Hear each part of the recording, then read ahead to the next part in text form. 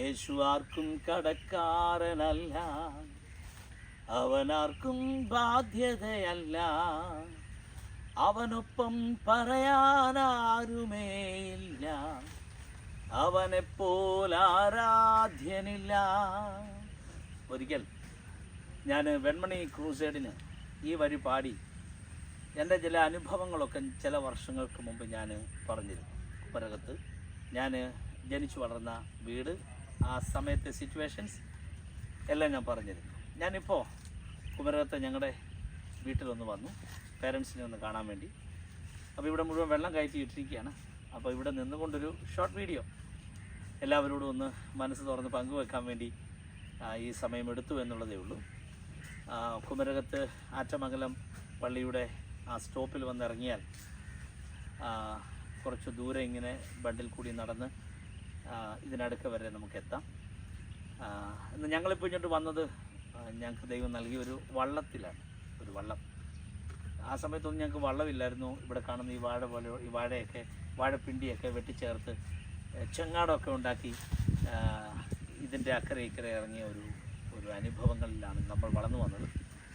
ഇപ്പോൾ ഒരു വള്ളമുണ്ട് പേരൻസിന്. അപ്പോൾ ആ വള്ളത്തിൽ ഞങ്ങളിങ്ങനെ തുഴഞ്ഞ് ഇവിടെ എത്തി. ഈ പാടം നിറച്ച് ഇപ്പോൾ വെള്ളം കയറ്റിയിട്ടിരിക്കുകയാണ്. 100 കണക്കിന് ഏക്കറുള്ള പാടശേഖരമാണ്.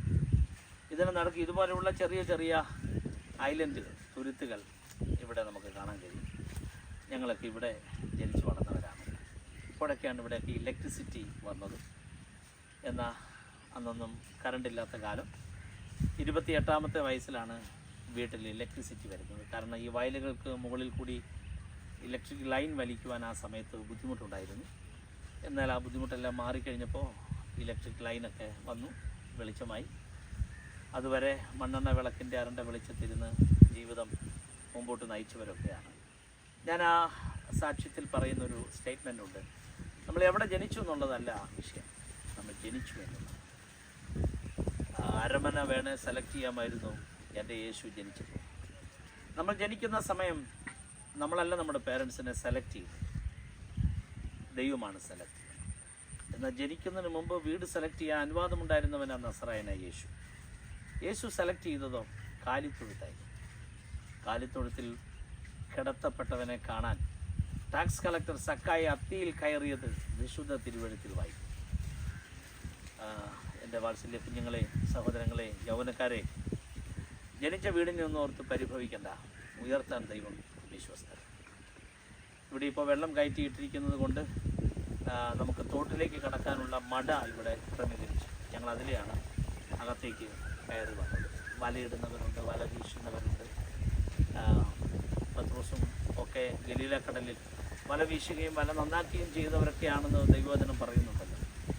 അപ്പോൾ നമ്മുടെ ജോലിയൊക്കെ മാനുഷികമായുള്ള ബുദ്ധിമുട്ടുകളുള്ളതാണെങ്കിൽ പോലും കർത്താവ് ഒരാളെ സെലക്ട് ചെയ്ത ഒരു ഡിവൈൻ സെലക്ഷൻ നമ്മുടെ പേര് വന്നു കഴിഞ്ഞാൽ സകല റിജക്ഷൻസിനും അത് ആൻസറായി. അപ്പോൾ ഞാൻ ഒന്നുകൂടെ പറയുന്നു, റിജക്റ്റ് ചെയ്യുന്നവരെ ഓർത്തൊന്നും പരിഭവിക്കേണ്ട. ഒരു ഡിവൈൻ സെലക്ഷൻ നിങ്ങളുടെ മേൽ വീണിട്ടുണ്ട്. എനിക്ക് കുഞ്ഞുങ്ങളോടൊരു കാര്യം പറയുന്നത്, മക്കളോട് ഒരു കാര്യം പറയാം. കഷ്ടപ്പെട്ടാണ് എല്ലാവരും നമ്മളെ വളർന്നത്. അവർ കൊണ്ട് വെയിലല്ലേ നമ്മളിന്ന് അനുഭവിക്കുന്നത്, തണലെന്ന് പറയും. അതുകൊണ്ട് മറക്കാതിരിക്കുക, കർത്താവിൻ്റെ വരവ് വരെ അല്ലേ നമ്മുടെ മരണം വരെ നമ്മുടെ ദൗത്യ നിർവഹണ പാതയിൽ ഉത്തരവാദിത്തങ്ങളോട് കണ്ണടയ്ക്കാതെ എല്ലാ ഉത്തരവാദിത്തങ്ങളും സന്തോഷത്തോടെ ചെയ്യുവാൻ പറ്റിയ ഒരവസരമുണ്ടെങ്കിൽ അതൊരു അനുഗ്രഹം തന്നെയാണ് സഹോദരങ്ങളെ. പ്രത്യേകം കർത്താവിൻ്റെ ദാസന്മാരോട് ഞാൻ പറയുക, നിങ്ങളെ കർത്താവ് വേലയ്ക്ക് വിളിച്ചുവെങ്കിൽ ദൈവം വിശ്വസ്തനാണ്. കർത്താവ് വിശ്വസ്തൻ. 13-ാം അധ്യായം 2-ാം വാക്യം അപ്പോസ്തല പ്രവൃത്തി, റിലീസ് ദം. ഇംഗ്ലീഷിൽ വായിക്കുന്നത് മറ്റൊരു ട്രാൻസ്ലേഷൻ, അവരെ വേർതിരിക്കുക, റിലീസ് ചെയ്യുക ഒരു വലിയ വേലയ്ക്ക് വേണ്ടി. അപ്പോൾ നിങ്ങൾ ജനിച്ചു വളർന്ന വീടിനോട് ബന്ധപ്പെട്ടൊന്നും നിങ്ങളുടെ കോളിങ്ങിനെ തട്ടിച്ചു നോക്കാൻ ആർക്കും കഴിയുകയില്ല. നിങ്ങളുടെ വിളി വേറെയാണ്. ജനിച്ച വീട് വേറെ, അല്ലെങ്കിൽ ആ വീടിൻ്റെ സിറ്റുവേഷൻസിനനുസരിച്ചൊന്നും നിങ്ങളുടെ വിളിയെയോ നിങ്ങളുടെ അഭിഷേകത്തെയോ അളക്കാൻ ഭൂമിയിൽ ഒരു മെഷർമെൻറ്റ് പോലും ആർക്കും ദൈവം കൊടുത്തിട്ടില്ല. നിങ്ങളുടെ വിളി അത്ര ഉയർന്നതാണ്. ആ വിളിക്ക് വേണ്ടി ശക്തമായി പടയെന്തുക.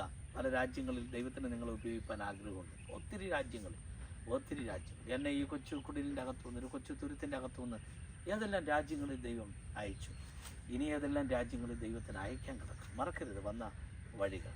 ദൈവം നമ്മളെ നടത്തിയ വിധങ്ങളെ ഓർത്താൽ നന്ദിയെ ഇരിക്കാൻ കഴിയുകയില്ല. അതുകൊണ്ടൊക്കെയാണ് ജീവിതത്തിൻ്റെ അനുഭവങ്ങളുടെ ഏടിൽ നിന്ന് വന്ന ഞാൻ എഴുതിയൊരു വരിയാണ്, നന്ദിയാൽ നിറയുന്നു എന്നെ അന്തരംഗം മനമേ നടത്തിയ വിധങ്ങളെ ഓർത്ത്. ഒന്നിനും കുറവില്ലാതെ നടത്തുന്ന ഇമ്മാനുവേലെ അങ്ങേക്ക് നന്ദി. അതേ സഹോദരങ്ങളെ, നടത്താൻ ദൈവം വിശ്വസ്തനാണ്. അപ്പോൾ മനസ്സിൻ്റെ വേദനകളോ ഭാരങ്ങളോ ബുദ്ധിമുട്ടുകളോ ഒക്കെ ഉള്ളിൽ പേറി നിൽക്കുന്നവരുണ്ടെങ്കിൽ എല്ലാം മെൽറ്റായിപ്പോട്ടെ. കർത്താവ് വിശ്വസ്തൻ, കൈവിടുകയില്ല. കൈക്ക് പിടിച്ചിട്ടുണ്ട്. ജാതിയുടെയോ കുലത്തിൻ്റെയോ വർഗത്തിൻ്റെയോ വർണ്ണത്തിൻ്റെയോ നിറത്തിൻ്റെയോ സമ്പത്തിൻ്റെയോ ഒക്കെ പേരിൽ അവഗണന അനുഭവിക്കപ്പെട്ടവരുണ്ടെങ്കിൽ ധൈര്യമായിട്ടിരിക്കുക. ആർക്കും തകർക്കാനൊക്കത്തില്ല. അതുപോലെ നീ കുതിച്ചു വരും. നിന്നെ അടിച്ചമർത്താനൊക്കത്തില്ല.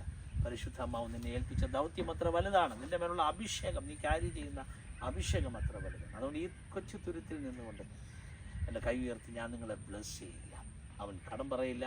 അവൻ നിങ്ങളെ മാനിക്കും. ലോകാവസാനത്തോളം എല്ലാ നാളും അവൻ നിങ്ങളുടെ കൂടെ ഉണ്ടാകും. ഞാൻ നിങ്ങളെ ബ്ലസ് ചെയ്യുന്നു. May God bless you.